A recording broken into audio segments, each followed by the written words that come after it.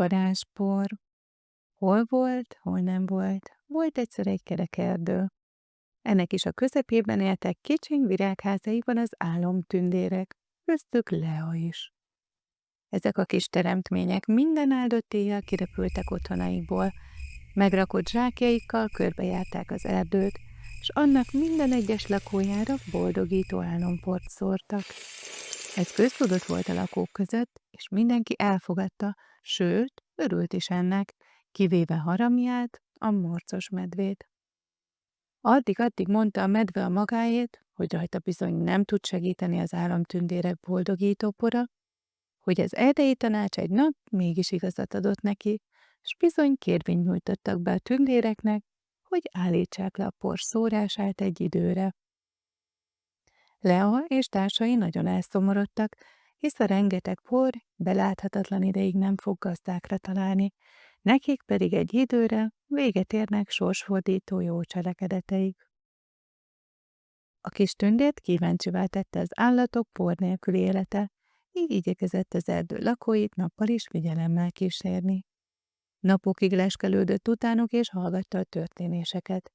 Látta ám, hogy a mosómedve morcosan mossa a ruhákat, a más esetben békésen falacozó szarvasok kergetik a nyulakat, mondván eltapossák az ő eledelüket. A mókus összeverekedett a sünnel, amiért megosztodott a fája alól. Haramja pedig még morcosabb volt, hiába volt nyár, ki sem dugta az órát a barlangjából. Bármerre járt Lea, bizony mindenhol elégedetlenséget látott. Nagyon elszomorodott, amikor beszámolt a többieknek a felfedezéséről, de kénytelenek voltak elfogadni a tanács kérését. Egy nap olyan hangzavar és szivakodás lett az erdőben, hogy még az álomtündérek is kikandikáltak virágkályhelyükből, pedig ők csak éjjel szoktak ébren lenni. Kirepülve látták ám, hogy hatalmas káosz uralkodott el, és minden állat egymással civakodott. Megpróbáltak enyhíteni ezen, de még a tanács tagjai is vitatkoztak. A közelettükre bizony elszégyelték magukat, és bevallották, hogy az életük sokkal, de sokkal rosszabb lett a döntésük miatt. Összehívták hát az erdő lakóit, és lassan ugyanarra a megoldásra találtak.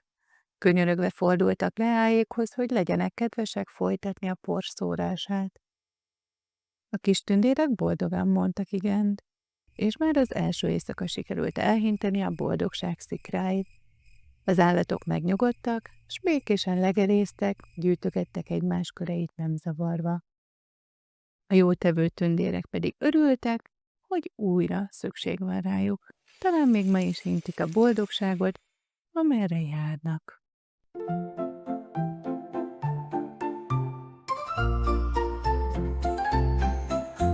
Leá, kis tündérleány, varázsport hint ma is terát.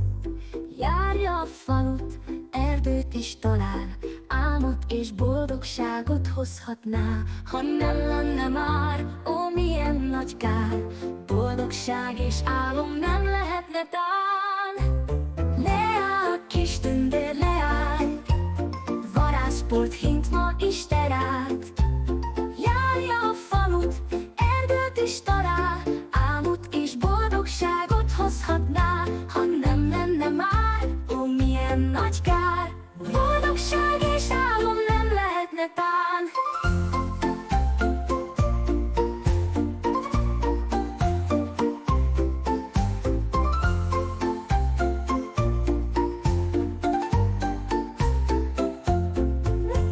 Boldogság és álom nem lehetne tán. Leá, kis tündérleány, varázsport hint ma is terát. Járja a falut, erdőt is talál, álmot és boldogságot hozhatná. Ha nem lenne már, ó milyen nagy kár, boldogság és álom nem lehetne tán.